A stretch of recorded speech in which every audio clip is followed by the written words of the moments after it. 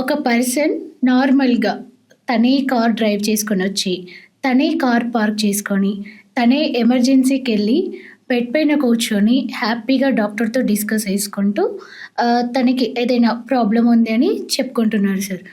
ఏంటి అంటే తర్వాత తీరా చూస్తే ఏంటి అంటే ఆ పేషెంట్‌కి గుండెపోటుంది. అది ఎలా సార్? ఎలా పాసిబుల్ అవుతుంది? ఇది క్వైట్ ఆఫెన్ అంటే చాలా ఎక్కువగా మేము చూస్తాం. హ్మ్. అంటే పేషెంట్స్ వచ్చి మాకు ఈ ప్రశ్న కూడా వేస్తారు.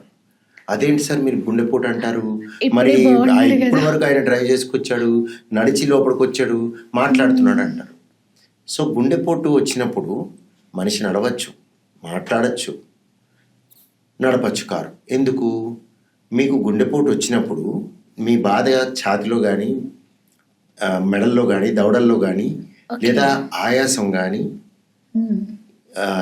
ఆవలింతలు కానీ, చెమటలు కానీ అన్నీ ఉంటాయి. కానీ మీ స్వరపేటిక పడిపోదు, మాట్లాడగలుగుతారు, ఓహ్! ఓకే. కాళ్ళు పడిపోవు, నడుస్తారు, డ్రైవ్ చేసే శక్తి ఉంటుంది, చూసే శక్తి ఉంటుంది. హ్మ్.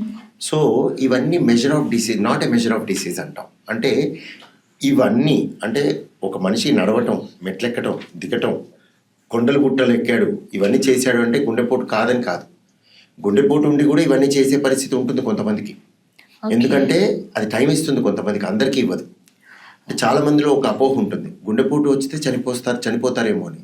గుండెపోటు వచ్చి మా దగ్గరికి వచ్చే వాళ్ళ సంఖ్య ఒక 100 మందికి మీరు సంఖ్య తీసుకున్నట్టయితే ప్రపోర్షన్ 100లో గుండెపోటు వచ్చిన 100 మంది ఉంటే 50 మంది మాత్రమే హాస్పిటల్కి వస్తారు.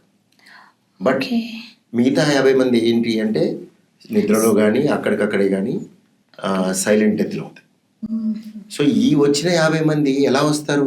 ఇలానే వస్తారు, నడిచి వస్తారు, మెట్లెక్కి వస్తారు, మాట్లాడుతూ వస్తారు, బాధ చెప్పుకుంటారు, వాళ్ళే చెప్పుకుంటారు. చాలామంది అటెండెన్స్ కూడా తీసుకురారు.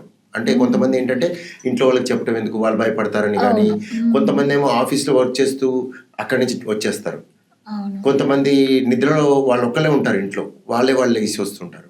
సో ఇదేం ఆశ్చర్యమైన విషయం కాదు.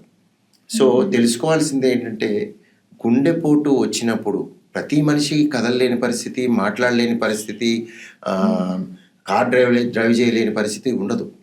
ఓకే. ఆ అంటే అలా ఏమి సింప్టమ్స్ ఉండదు. ఏవి కనిపించవు ఇంకా అంటే సివియర్. సిమ్టమ్స్ ఇవే సిమ్టమ్స్. ఇప్పుడు ఓకే. కష్టం ఉంది కదా, హ్మ్. ఆయన వచ్చి బాధ చెప్పుకున్నాడు. ఎందుకు వచ్చాడు?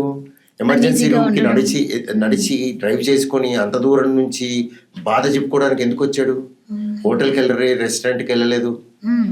మీరు ఎక్కడికో వెళ్ళలేదు కదా, పబ్కి వెళ్ళలేదు, యెస్. డ్యాన్స్ బార్కి వెళ్ళలేదు, ఎక్కడికి వెళ్ళలేదు, డైరెక్ట్గా హాస్పిటల్కే వచ్చాడు, వైద్యుడిని సంప్రదించడానికి వచ్చాడు. ఆడ్ అవర్స్లో వచ్చాడు, చాలాసార్లు ఆడ్ అవర్స్లో వచ్చాడు. ఇంకోటి అవుట్ ఓకే. పేషెంట్కి వెళ్ళలేదు, ఎమర్జెన్సీకి వచ్చాడు. టీఆర్‌కి రావడం. ఓకే. సో ఎమర్జెన్సీకి రావాల్సిన పరిస్థితి ఎందుకు వచ్చింది? Of course sometimes false calls కూడా ఉంటాయి. Okay. False negatives, false positives అంటాం. అంటే అంటే సార్ కొంతమంది తప్పుగా గుండెపోటు ఉండి గుండెది అనుకోకుండా, తెలియకుండా, హ్మ్. అంటే వాళ్ళు ఇది గుండెదే అనుకోరు. సో వాళ్ళు కొంతమంది అవుట్ పేషెంట్లు వెయిట్ చేస్తూ ఉంటారు. మనకి వెయిటింగ్లో నలుగురు ఐదుగురు నేను చూశాక వాళ్ళు వస్తారు లోపలికి. అదేంటండి ఇప్పటివరకు అంటే మేము ఏదో గ్యాస్ అనుకున్నామండి అంటారు. అలా కూడా జరుగుద్ది. ఇది ఇంకోళ్ళు కొంతమంది ఏంటంటే అది గుండెదే కాదు, అంటే అసలు గుండెది కాదు అది, ఓకే. వాళ్ళు గుండెది అనుకొని భయపడిపోయి ఏది చిన్న నొప్పి, ఏదో ములుగుచ్చుకున్న నొప్పి ఉంటుంది, కానీ వాళ్ళకి భయం ఉంటుంది, భయభ్రాంతులు అయ్యి వాళ్ళు ఎమర్జెన్సీకి వస్తారు. సో ఈదర్ వే అంటే గుండెపోటు ఉన్న వాళ్ళు రాంగ్గా అవుట్ పేషెంట్కి రావచ్చు, ఈఎన్టీ సర్జన్ దగ్గరికి వెళ్ళొచ్చు, దవడలు గుంజుతున్నాయని, థ్రోట్ ఓకే. పెయిన్ అని చెప్పి ఈఎన్టీ సర్జన్ దగ్గరికి వెళ్ళొచ్చు, తల పీకి చెవుల్లోకి వస్తుందని చెప్పి న్యూరాలజిస్ట్ దగ్గరికి వెళ్ళొచ్చు, భుజాలు 2 పీకుతున్నాయని ఆర్థోపెడిషియన్ దగ్గరికి వెళ్ళొచ్చు, పొట్టలో మంట వస్తుందని చెప్పి గ్యాస్ట్రాంట్రాలజిస్ట్ దగ్గరికి వెళ్ళొచ్చు, ఓకే. వీపు వెనకాల మధ్య భాగంలో స్పైన్ మీద వస్తుందని చెప్పి స్పైన్ సర్జన్ దగ్గరికి వెళ్ళొచ్చు. సో ఇలా అనేకంగా కొంతమంది ఎక్కువగా గ్యాస్ట్రాంట్రాలజిస్ట్ దగ్గరికి, ఈఎన్టీ సర్జన్ దగ్గరికి అవును వెళ్ళడం సార్. చూస్తూ ఉంటాం.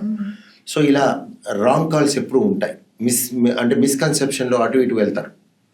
సో ఈ పక్కకు పెడితే ఈ జబ్బేలు నేను చెప్పినట్టుగా గుండె జబ్బే లేకుండా రాంగ్గా మా దగ్గర రావడం జరుగుతుంది. ఎలా? ఇలానే చిన్న నొప్పి, ఎక్కడో గుచ్చుతున్నట్టు పెయిన్ ఉంటే రాత్రి అంతా నిద్రపోక భయపడిపోయి గుండెదేమో ఇలాంటి ఇంటర్వ్యూలు చూసి భయపడిపోయిన వాళ్ళు కూడా ఉంటారు. లేకపోతే పక్కింట్లో ఏదైనా జరిగి రీసెంట్ పాస్ట్లో జనరల్గా పక్కింట్లో లేకపోతే చుట్టాల్లో తల్లిదండ్రుల్లో అలా ఎవరికైనా ఇబ్బందులు కలిగి ప్రాణహాని కలిగిన వీళ్ళల్లో కూడా ఒత్తిడికి గురై నొప్పి రాంగ్గా పర్సీవ్ చేసుకుంటారు. అంటే ఏదో తప్పు, అంటే ఏదో పెద్ద జరిగిపోతుంది అనుకొని రాంగ్గా ఈఆర్కి వస్తారు గుండె ప్రాబ్లం లేకుండా. So but this is better than missing out. అంటే ఇలాంటి వాళ్ళు వస్తే మేము లేదని చెప్పి పంపించడం బెటర్.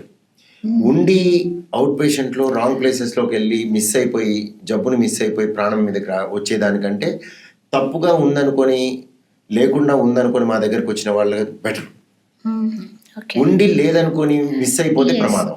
సో ఈ పాయింట్ చాలా మంది అర్థం చేసుకోవాలి. బట్ మనం ఫస్ట్ అనుకున్న పాయింట్కి నడిచి వచ్చారు, కార్ డ్రైవ్ చేసుకొని వచ్చారు, మాట్లాడుతున్నారు అనేది చాలా మంది గుండెపోటు ఉన్న వాళ్ళు చేసే పని. అదేం ఆశ్చర్యం కాదు. ఓకే.